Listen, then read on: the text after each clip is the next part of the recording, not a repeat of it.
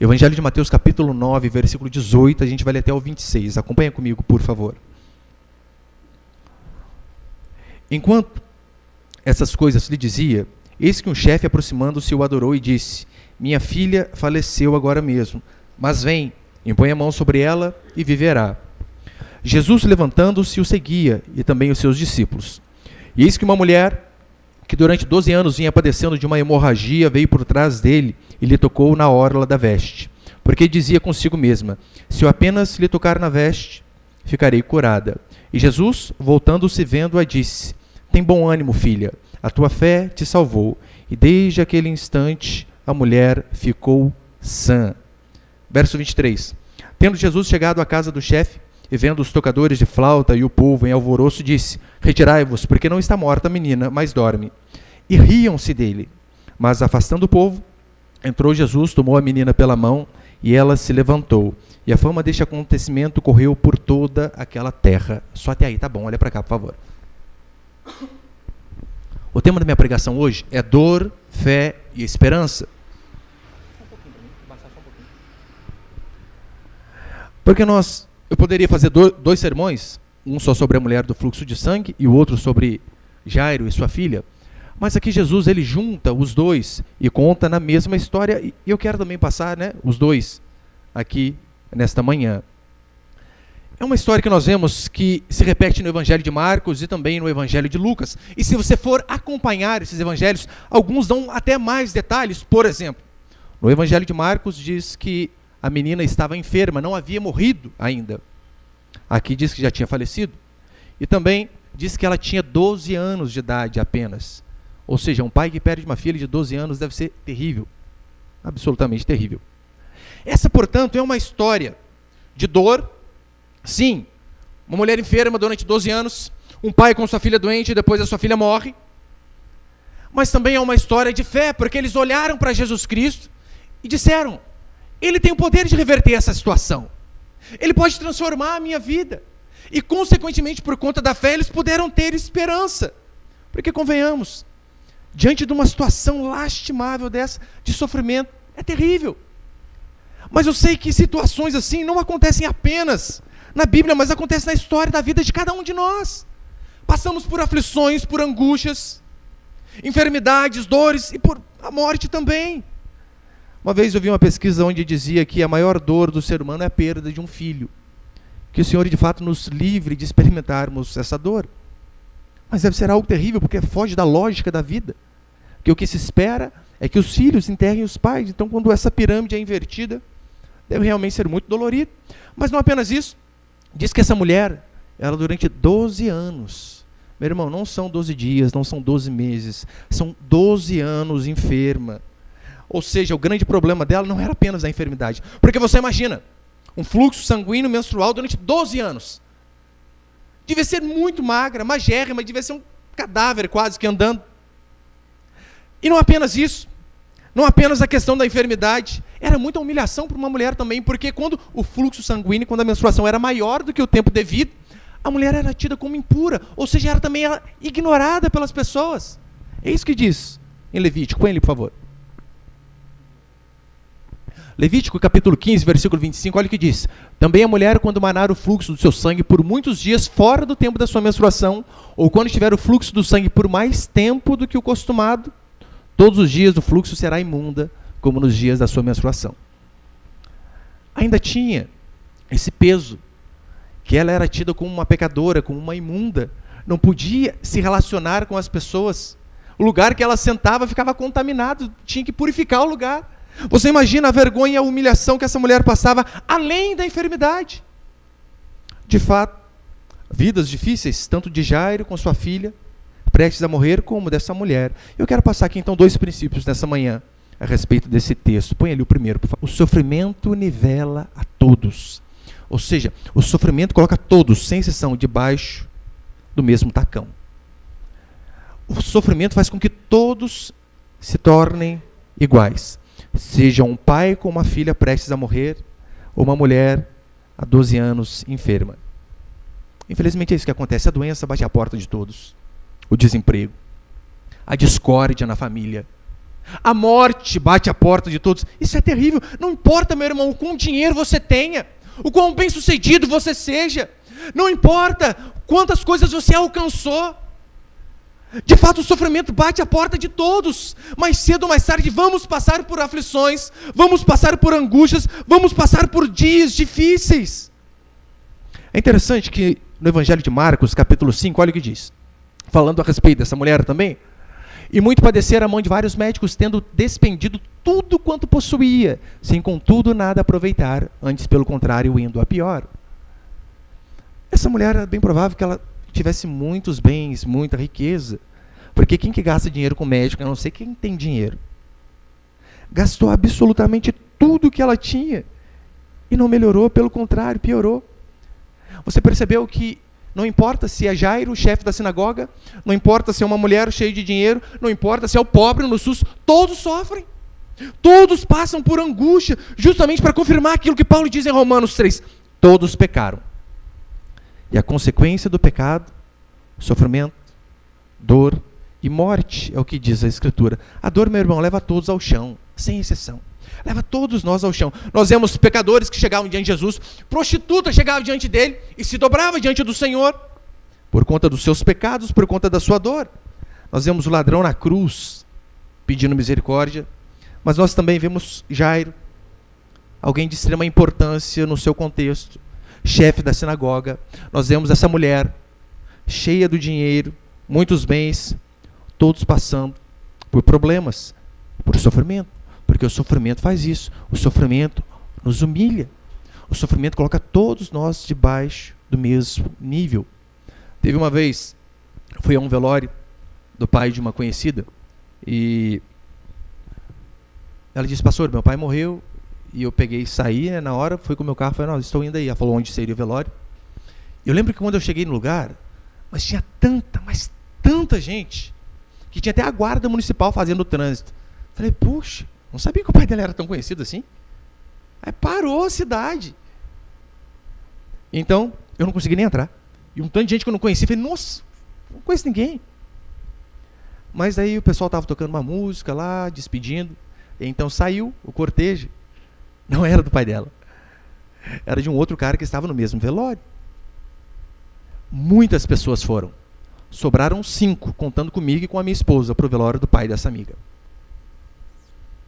Qual que é a diferença de um cortejo que sai com centenas de pessoas e para um que sobra 5? Nenhuma. Todos estão partilhando do mesmo sofrimento. Todos estão partilhando da mesma angústia. Não interessa a quantidade de pessoas. É por isso que todo velório é um convite ao arrependimento. É isso que Eclesiastes capítulo 7 diz, versículo 2. Melhor é ir à casa onde há luto do que ir à casa onde há banquete. É bom ir à casa onde há festa, joia? Melhor é ir à casa onde há luto. Por quê? Pois naquele dia se vê o fim de todos os homens e os vivos que o tomem em consideração. Quer um momento evangelístico mais oportuno do que um velório? Do que você chegar para uma pessoa onde ali está passando por dor, por sofrimento, e você falar para ela: olha, seu parente morreu, né? Fulano morreu. Um dia vai ser você, um dia serei eu, um dia seremos todos nós. É isso que a Escritura diz. Agora, todavia, muitos são quebrados por Deus diante do sofrimento, mas não conseguem se quebrantar, não conseguem se humilhar. Você já percebeu, às vezes, o quanto que Deus tem que nos humilhar, nos colocar para baixo, enfiar um espinho na carne, trazer sofrimento para que nós venhamos a nos prostrar, a nos dobrar e reconhecer que Ele é o Senhor da nossa vida? Às vezes Deus está ali, Ele começa querendo mostrar que Ele é Deus e nós somos arrogantes e não nos dobramos. Por que alguns não podem vir até Jesus? É porque são orgulhosos, são arrogantes, querem falar com Deus de igual para igual. Quantos diante do sofrimento, em vez de fazer igual Jairo, igual essa mulher, e se humilhar, sabe o que eles fazem? Eles levantam ainda mais o nariz, eles ficam ainda mais orgulhosos, ainda mais arrogantes, e xingam até Deus.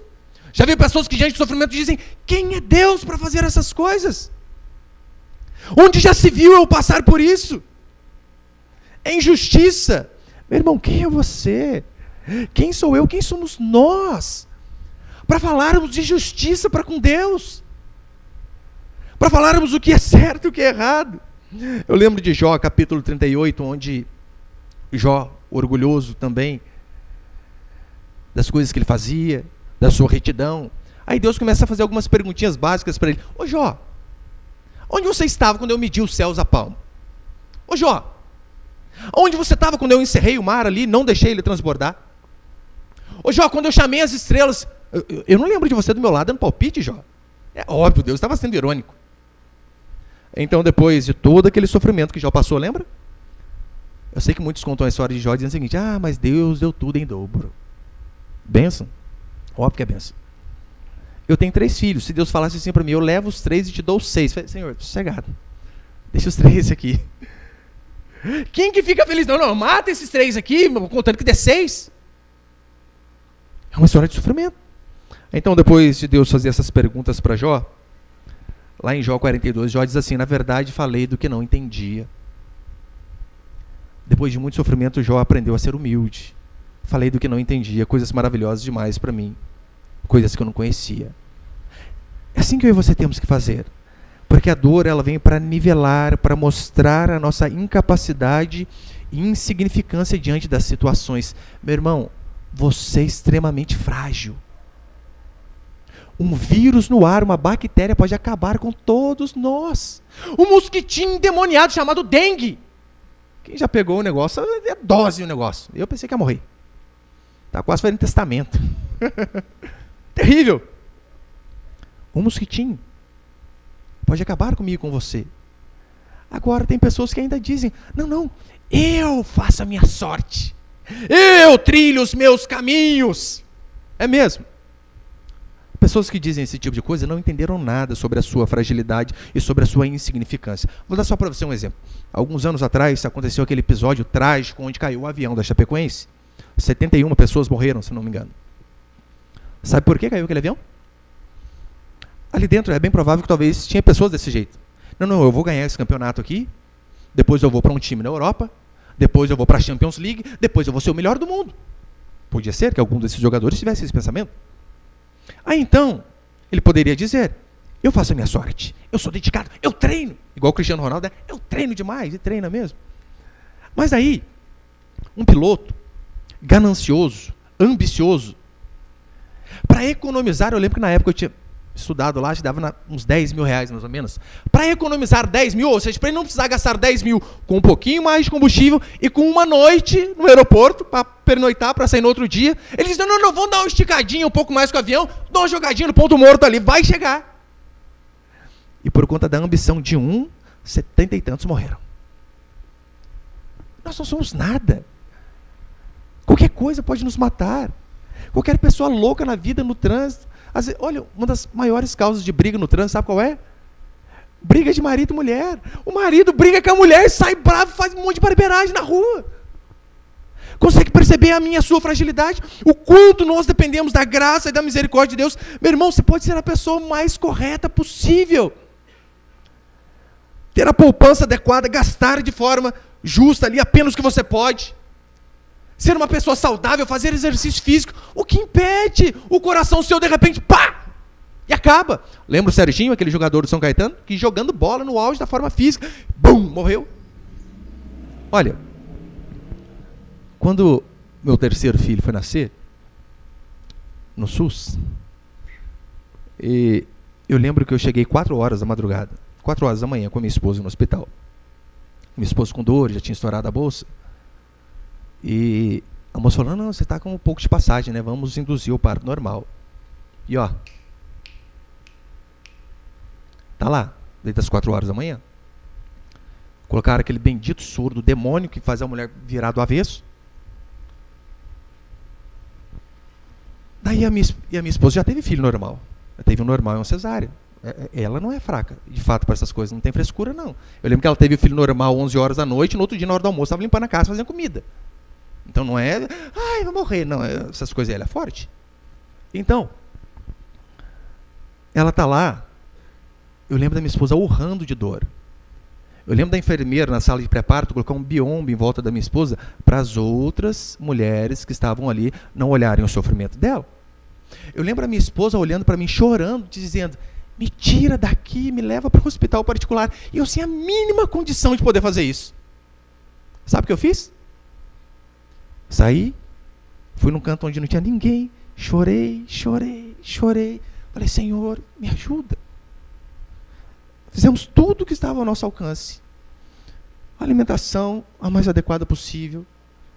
Todo pré-natal. Mas se o Senhor não ajudar, não tem o que eu fazer. Fugiu da minha alçada. E eu lembro que o menino foi nascer 4 horas da tarde, 12 horas depois. Isso porque eu tive que ligar para uma irmã que estava de férias, que trabalhava na enfermagem. Ela foi lá ao hospital, conversou com a enfermeira e disse, passa essa moça na frente, por favor. Eu louvo a Deus pela vida dessa irmã.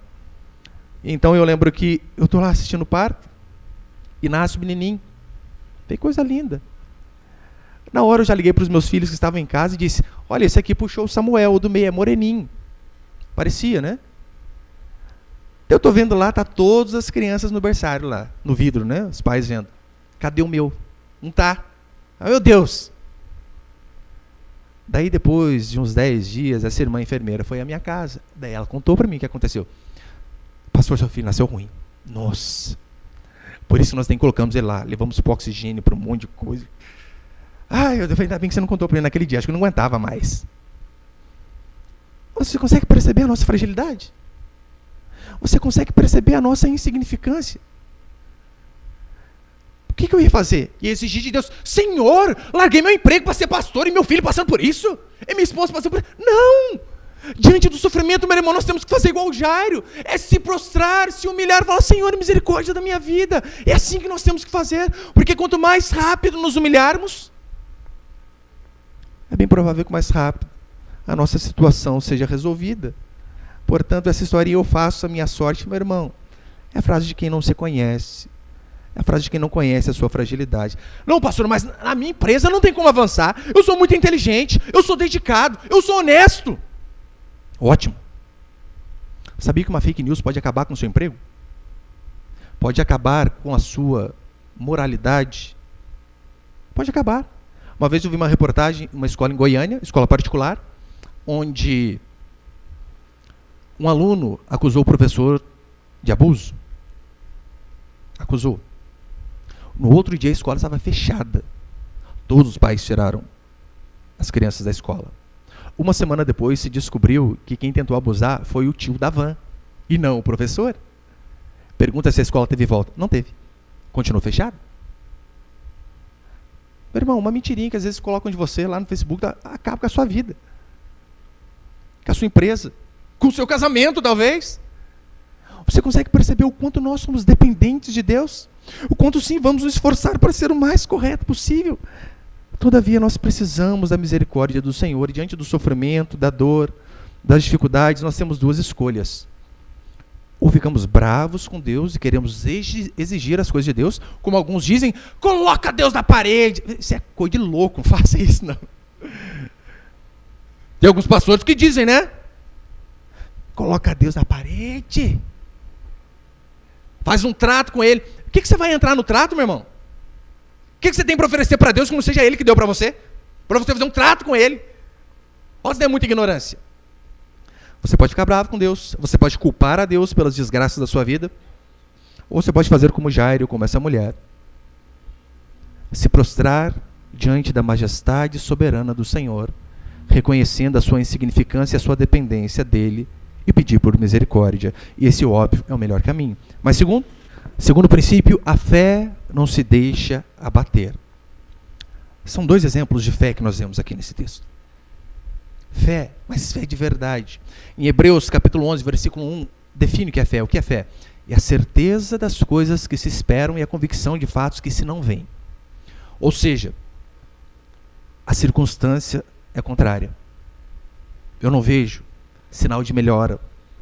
Eu, com os meus olhos naturais, não consigo ver algo melhor acontecendo. Todavia, a fé crer, mesmo diante dessa circunstância, é a certeza das coisas que se esperam e a convicção de fatos que se não veem. Em Hebreus, capítulo 11, versículo 6, também diz assim. O próximo. De fato, sem fé é impossível agradar a Deus. Já começa por aí. Quer agradar a Deus, precisamos ter fé. Precisamos crer no impossível, no milagre, óbvio. De fato, sem fé é impossível agradar a Deus, porquanto é necessário que aquele que se aproxima de Deus creia que Ele existe e que se torna galardoador dos que o buscam, recompensador. Põe em próximo, Marcos. Marcos capítulo 11, verso 23. Porque em verdade vos afirmo que se alguém vos disser a este monte, ergue-te e lança-te no mar, e não duvidar no seu coração, mas crer que se fará o que diz, assim será com ele. É claro que ele está dando uma ilustração. Algo impossível aos homens. Você chegar diante de um monte e falar, saia daqui e vá para o mar. É só um exemplo de que nós precisamos acreditar no impossível. De que de fato o nosso Deus é um Deus do impossível. Aqui a Escritura diz que que Jairo se afirma daquela mulher e diz assim, vem e ela viverá. Está morta. Eu sei que está morta. Mas se o Senhor vir, ela vai viver. Percebeu que ele não deu uma titubeada? Será? Não, sim, se o Senhor vir, ela vai viver. Aquela mulher diz consigo mesma, se eu apenas tocar, não precisa nem ser nele, só ali, ó, no manto, na orla da veste. Se eu tocar nele, eu vou ser curada. A fé não fica fazendo perguntas. A fé não fica duvidando. A fé não olha para a circunstância e faz da circunstância aquilo que ele crê. Não. A fé crê apesar das circunstâncias, apesar das dificuldades. Jairo poderia ter feito algumas perguntas aqui, por exemplo. Senhor, meu caso é mais grave que o dessa mulher. Convenhamos. Jairo vai lá e pede. Senhor, vem, minha filha morreu. O Senhor se levanta e vai. No meio do caminho, essa mulher para a Jesus Cristo e Jesus resolve o problema dela. Jairo poderia falar, está cortando fila aí, mulher. Meu problema é mais grave, você só está doente, minha filha está morta. Jairo não fez isso. Continuou crendo. Diferentemente de Marta e Maria, quando Lázaro morreu, que elas disseram, Senhor, se tu viesse antes, nada disso teria acontecido. A diferença de Jairo e dessa mulher é que eles foram a pessoa certa, com a esperança correta, com a certeza de que Jesus Cristo era o único que podia intervir. Isso é fé, é convicção, é acreditar mesmo que as circunstâncias sejam desfavoráveis. Eu amo aquela passagem da mulher cirofenícia, onde ela se humilha e diz, Senhor, até os cachorrinhos comem das migalhas que caem da mesa dos seus senhores. E qual a resposta de Jesus para ela? Grande é a tua fé, mulher. Vou resolver o seu problema. Meu irmão, não interessa o que as pessoas dizem. Eu e você precisamos de fato acreditar naquilo que a Escritura diz. A Bíblia diz que Pedro, experiente pescador, Pedro sabia de pesca, sabia muito. Ele passa a noite inteira pescando. Não pesca nada. E de repente, quando ele está voltando embora, quase no raso, já, Jesus tem um encontro com ele. E Jesus diz, lança a rede aqui do lado. Você imagina Pedro, Senhor, o Senhor entende fazer milagre. De pescar entendo eu, Senhor, para com isso. Ficar dando palpite, o Senhor não entende, não. Pedro poderia ter argumentado. O que Pedro fez? Sobre a tua palavra eu vou lançar a rede. Está lá, quase no raso. Ele lança e trava até o barquinho na hora de puxar a rede. E chama até ajuda do lado. Ajuda aqui, senão vai virar o meu barco e o seu. Jesus disse, Pedro creu. É assim que eu e você temos que fazer. Diante da dificuldade, do problema, da dor, do sofrimento, crer. Não interessa o que as pessoas dizem, o que interessa é o que está escrito. Se é isso que a Bíblia diz, é nisso que eu vou me apegar. É igual conto que uma vez, o Joãozinho estava na escola e falou que ele acreditava na Bíblia que a baleia tinha engolido Jonas, não diz que é a baleia, diz que é um grande peixe. E o professor marxista, esquerdista, começou a tirar sarro nele. Você acredita, Joãozinho? O que é isso? Que a baleia engoliu um homem? O Joãozinho sabe, diz assim, olha, professor, se na Bíblia do meu pai tivesse escrito que o Jonas engoliu a baleia, eu ia acreditar do mesmo jeito. Porque o que está ali é verdade. É de fato assim que eu e você devemos fazer, às vezes como criança mesmo, crer naquilo que Jesus disse, independentemente do que as pessoas dizem. Que convenhamos, meu irmão, nunca falar para você que você é louco de acreditar na Bíblia? Não, fala. Essa semana mesmo teve um abençoado lá me xingando no Facebook. Ele fez um comentário, para variar, me xingando, né? Ele disse assim, é impressionante, a Bíblia é um excelente livro de ficção e tem pessoas que acreditam nela ainda. Olha, deu cospa, já não ir com os 2 pés no peito, né? Eu respiro. Senhor, esse português tudo errado escrito aí, meu Deus, quer falar de mim? Mas tá bom. Daí eu paro, penso. Eu dei uma entradinha na página lá do Dito Cujo. Rapaz, o cara é marxista. O cara acredita ter lá uma foto do Karl Marx na foto de capa do cara. Já começa por aí. Eu falei, tá bom. A Bíblia é um livro de ficção. Mas você acredita nessa utopia do socialismo, que um dia viveremos num país onde todos vão ganhar igual e não vai ter fome. Você não consegue enxergar a Venezuela aqui do lado? Você é cego? Eu não falei desse jeito, falei com um jeitinho óbvio, né? Mas está vendo, eles dizem que nós somos loucos por acreditar na Escritura. Mas eles acreditam em coisas, de fato em historinhas, que não tem como engolir. Eu prefiro ser como o servo do centurião, que ele diz assim, Senhor, o Senhor não precisa ir nem na minha casa, não. O Senhor diz uma palavra só. Só uma palavra, meu problema vai ser resolvido. Não precisa nem se dar o trabalho. Jairo ainda foi um pouco mais insistente. Senhor, vamos lá em casa resolver o problema. Não, o servo centurião ainda foi um pouquinho mais... Senhor, não precisa nem se preocupar, não. O Senhor mandar daqui, eu já acredito. É de fato assim que eu e você temos que crer. Não temos que deixar a nossa fé se abater, mesmo em meio às dificuldades, às circunstâncias difíceis. Você percebeu que aqui são basicamente 2 milagres na mesma história? Eu acho que para mostrar realmente que Deus ele não é limitado. Não é assim, olha, eu estou resolvendo um problema desse, não vou resolver o seu agora, não. Uma coisa de cada vez. Não, já resolveu os 2 numa tacada só. Para mostrar que ele não é igual o pai que fica regulando o danoninho de assim, de não para as crianças. Igual eu faço em casa. Não, é para todo mundo, toma. Tem milagre para todo mundo. No versículo 18, ele vai dizer assim, enquanto essas coisas lhe dizia, eis que um chefe, aproximando-se, o adorou e disse, minha filha faleceu agora mesmo. Minha filha faleceu triste. Sabe o que é mais interessante? Não havia nenhum milagre a respeito de ressurreição antes dessa menina.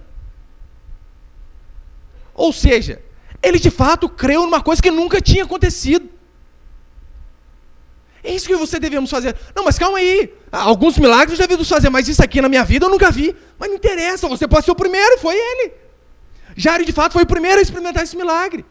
Então, Jesus vai lá e a menina revive. Isso é fé, é crer mesmo que nunca tenha acontecido algo parecido, meu irmão. Só que o interessante, do mais interessante da história, é que diz a Escritura que, aproximando-se, o adorou. Se humilhou, pôs de joelhos. Um chefe, alguém respeitado. Mas mesmo assim, diante de Jesus, ele se humilha. E no versículo 19, algumas versões diz que Jesus prontamente o atendeu, levantou-se, ergueu-se. Jairo, ele era um homem de Cafarnaum. Provavelmente, ou ele tinha visto alguns milagres de Jesus Cristo, ou já tinha ouvido falar. E com base neste conhecimento que ele já tinha, obrigado, meu irmão, com base neste conhecimento que ele já tinha, ele disse, eu posso acreditar nele. Eu já vi fazer na vida de outros. Eu já ouvi falar que ele fez na vida de outros. Você percebeu que nós, por vezes, já vimos em nossa própria vida diversas vezes o Senhor fazendo grandes coisas, mas parece que chega uma hora em que nós não acreditamos mais. Não, calma aí, o Senhor fez aquele dia lá. Mas será que vai fazer de novo? Será? Não, tá certo, o Senhor me livrou da morte lá. Puxa vida, mas será que vai dar um emprego? Já é difícil demais. Daí é pedir muito. Será que pode me libertar do vício? Mas calma aí, ele deu a vida para você, criatura. Não pode fazer essas coisas menores. Olha para aquilo que Deus já fez, meu irmão, na sua vida. Não precisa nem olhar para a vida dos outros. Olha para o que Deus já fez para você. Olha por quantas vezes que o Senhor te livrou. Quantas vezes, eu sei se eu abrisse aqui para cada um dar testemunho, todos falariam a respeito de algo. Olha, pastor, eu lembro o dia que eu vi o Senhor entrando com providência de forma realmente miraculosa na minha vida. Você sabe quem Deus é. Você sabe o Deus que você serve. Mas por que às vezes você ainda duvida? Você fica com medo, será que vai dar certo?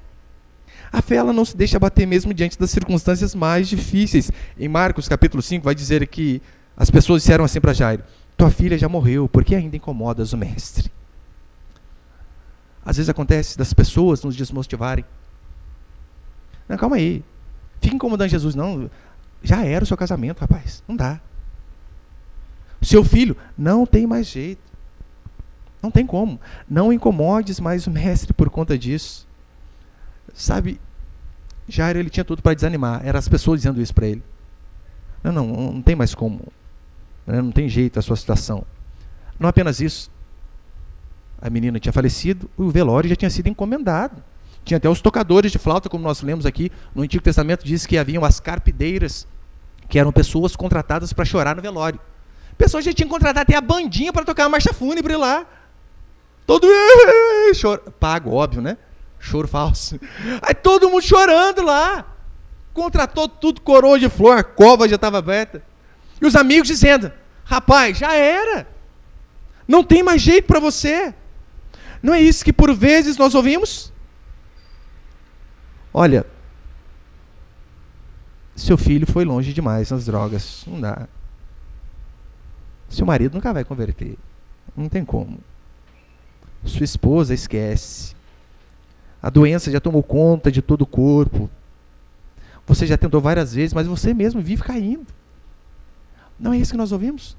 E às vezes nós deixamos que essas vozes predominem em nossa mente. E esquecemos de olhar para aquilo que Deus diz. Esquecemos de olhar para a palavra do Senhor, assim como Jairo e assim como essa mulher fizeram. É assim que temos que fazer. A resposta de Jesus para eles foi só uma: não temas, crê. Crê somente. É isso que você precisa atentar os seus ouvidos. É não olhar para a circunstância. É não ouvir as vozes que talvez venham de dentro da sua própria casa. De dentro da sua própria casa. Te desestimulando. Mas fazer aqui como eles fizeram. Como Jesus disse: não temas, crê. É interessante que as pessoas riram de Jesus quando ele chega e diz: não, o menino não está morto, apenas dorme. Eles dão risada. É engraçado, foram contratados para chorar. E Jesus chega, eles riem.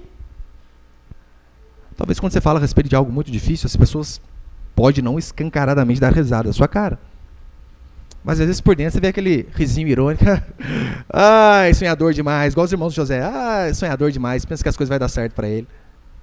Não esquece que está perdido. Ele continuou crendo. E então Jesus entra no quarto, diz para aquela menina: levante-se. E de fato a menina levanta. Algo que estava morto torna a vida. O que talvez na sua vida você já olhou e viu morto, e talvez você mesmo perdeu a esperança, dizendo: isso aqui não dá. Isso aqui eu já tentei muito, não consegui. Meu filho, um emprego melhor, uma condição financeira melhor. Meu casamento, já lutei muito por ele, nada. Meus filhos, meus pais, minha esposa, meu marido. Você precisa olhar para essas coisas que estão aparentemente mortas e falar: Senhor, o Senhor pode. O Senhor tem poder. Se o Senhor disser: levanta, aquilo que está morto vai se levantar. E essa mulher, ela ainda diz, no versículo 21, você pode acompanhar comigo? Mateus 9, 21. Porque dizia consigo mesma: se eu apenas lhe tocar a veste, ficarei curada. Olha a convicção dessa mulher. A multidão apertava. Você imagina uma mulher há 12 anos enferma, com fluxo sanguíneo, magra, debilitada, impura, e ela sai e vê uma multidão em volta de Jesus Cristo. Que, meu irmão, aonde ele ia, abarrotava de gente. E ela disse: vou tocá-lo, porque se eu tocá-lo, eu vou ser curada. Ela enfrentou muitas dificuldades no meio do caminho. Tomou umas cotoveladas, talvez. Mas ela tinha um objetivo. Eu preciso tocar nele. Não interessa se a multidão me aperta. Não interessa os problemas. É isso que você tem que fazer. Não interessa, meu irmão, a quantidade de não que você ouviu. Não interessa a quantidade de anos que você tem passado por destruição, por desgraça, por miséria. Você precisa continuar crendo. E ir atrás do único que pode resolver o seu problema. A Escritura diz sobre um paralítico. Olha a maravilha. Ele não conseguia andar até Jesus. Sabe o que ele faz? Ele chama 4 amigos. Aí você já consegue ver a diferença de bons e maus amigos. Bons amigos te levam para perto de Cristo. Maus amigos te levam para longe. Então, como ele não tinha como suas próprias pernas ir, ele vai, chama 4 amigos e diz: me levem.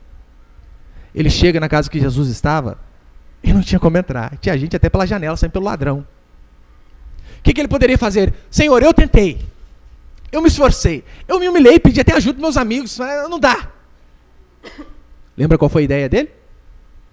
Faz um buraco no teto. Meu irmão, isso é fé. Faz um buraco no teto e me desça. Mas se você cair, vai se quebrar. Eu já não ando. Não vai fazer diferença nenhuma. Mas pode acontecer, morrer, já está uma desgraça a vida, mas eu creio que ele pode.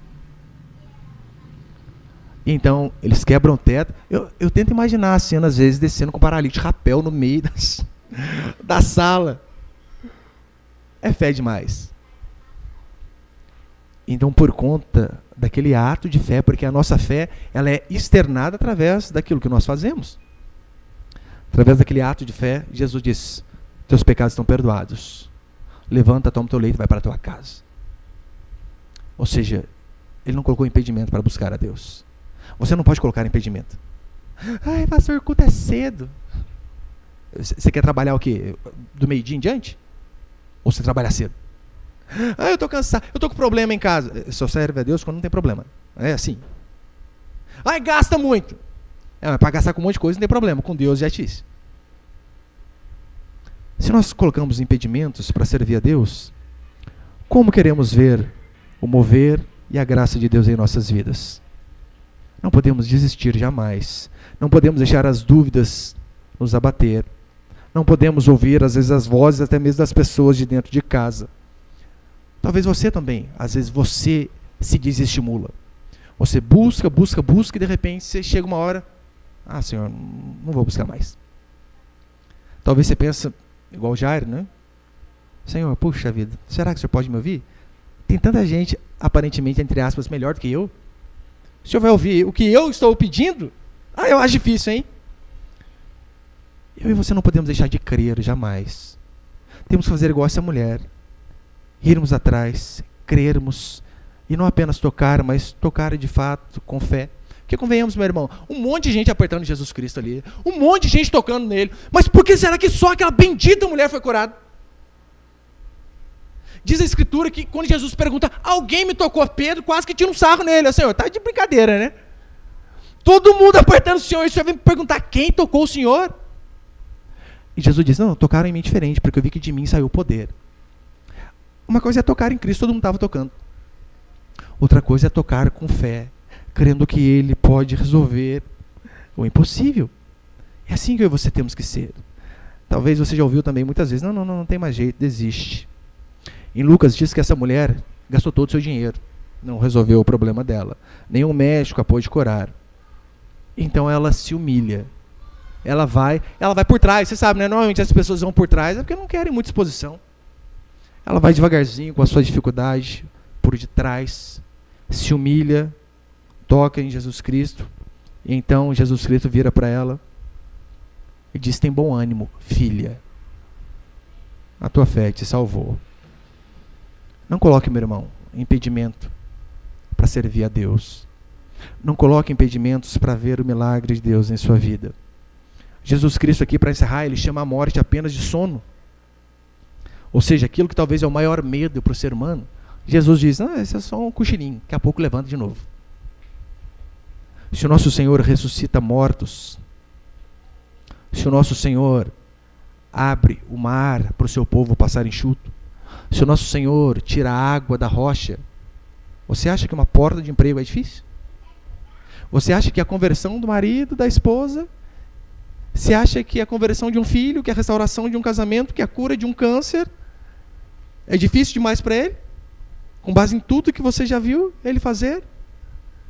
É que talvez na nossa mente nós ficamos com aquela ideia de que pau que nasce torto nunca se endireita. E nos esquecemos que Jesus era carpinteiro, especialista nessa área, desentortar pau que nasce torto. O que ele não pode fazer na sua vida? Absolutamente nada. Nada. Ele pode sim prover tudo aquilo que eu e você precisamos. O Senhor continua agindo de forma sobrenatural. Esse talvez seja um dos problemas dos nossos irmãos reformados que se preocupam tanto em ser teologicamente correto, e essa é uma preocupação que temos que ter, mas se esquecem do poder sobrenatural de Deus, de que Deus continua agindo, de que Deus continua se manifestando, de que Deus continua fazendo grandes coisas A fé dessa mulher foi uma fé grande. Em certas partes foi um pouco defeituosa. Você lembra, né? Talvez na mente dela pensou assim, eu preciso tocar. Daí por conta de uma passagem dessas, as pessoas pensam que tem que fazer um culto e tem que ter um objeto. Você tocou no objeto, daí você vai ter o poder. Não é isso que muitos neopentecostais fazem? Ah, vou fazer um manto sagrado. Vamos orar com o manto lá no monte, você toca no manto. Jesus, ele deixou bem claro, não, o problema não foi a minha veste que tocou, foi a fé dela. A fé dela que acabou salvando. Hoje nós, infelizmente, vemos campanha à torta e à direita, pensando que essas coisas que trazem o poder de Deus, não é. É justamente a fé. Para encerrar, em João capítulo 4, diz assim, rogou-lhe o oficial, Senhor, desce antes que meu filho morra. Vai, disse Jesus, teu filho vive. O homem creu na palavra de Jesus e partiu. Jesus não deu nenhum lencinho para ele levar para casa, um tapetinho de fogo, rosa ungida, não deu nada. Só falou assim, ó, vai, esse menino está curado. Apenas disse. O homem creu na palavra de Jesus e partiu. Já ele descia quando os seus servos lhe vieram ao encontro, anunciando-lhe que seu filho vivia. Então indagou deles a que hora seu filho se sentira melhor. Ou seja, será que não foi coincidência, hein? Vai que aí já estava bom, eu perguntei para Jesus, Jesus deu um de caô, né? A que horas? O menino se sentira melhor. Informaram, ontem, a hora 7ª, a febre o deixou. Com isso, reconheceu o pai ser aquela precisamente a hora em que Jesus lhe dissera, teu filho vive, e creu ele e toda a sua casa. Louvado seja o Senhor. Justamente, não precisamos, meu irmão. Você não precisa levar uma arca da aliança para você pôr lá na sua estante. Não precisa. Uma rosa ungida para todo mal e para a rosa. Não precisa. Diz a Escritura que o nosso Senhor levou sobre si todos os nossos pecados. Por suas pisaduras nós somos sarados. O castigo que nos traz a paz estava sobre ele. Não precisamos desses objetos, não precisamos. É por isso que Jesus realça a questão da fé, tirando qualquer resquício de misticismo ou algum poder emanado da sua própria veste. E o mais interessante é que ele diz para ela, filha, ainda chama de filha, só tem uma coisa melhor que a cura, que a restauração de um casamento, que a conversão, que um carro, que uma casa, que um bem financeiro. É nós recebermos aquilo, mas, acima de tudo, sermos chamados de filho. Esse é o bem mais precioso. Passarmos da condição de criatura para a condição de filho. Então nós vemos que o encontro com Cristo, de fato, muda histórias. Uma menina morta após a humilhação de um pai. Diz a Escritura que o Espírito voltou a ela. Talvez, às vezes, na nossa família, para os nossos filhos se converterem, cônjuge, parentes, o que falta, às vezes, é a humilhação minha e sua.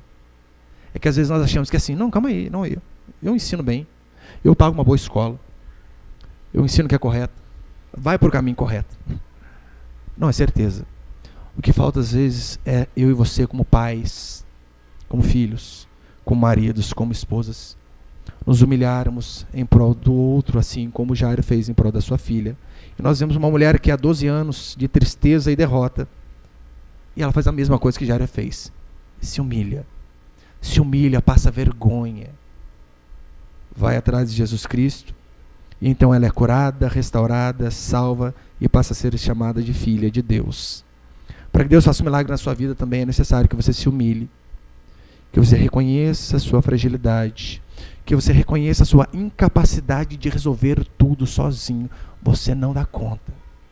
Eu não dou conta, nós não damos conta. Agora, se você se arrepender de fato dos seus pecados, crer que somente Jesus Cristo pode transformar a sua vida, o milagre, a cura, a transformação e a ressurreição está justamente perto dessas pessoas que reconhecem a sua insignificância e que se humilham diante do Senhor. Amém, meus irmãos?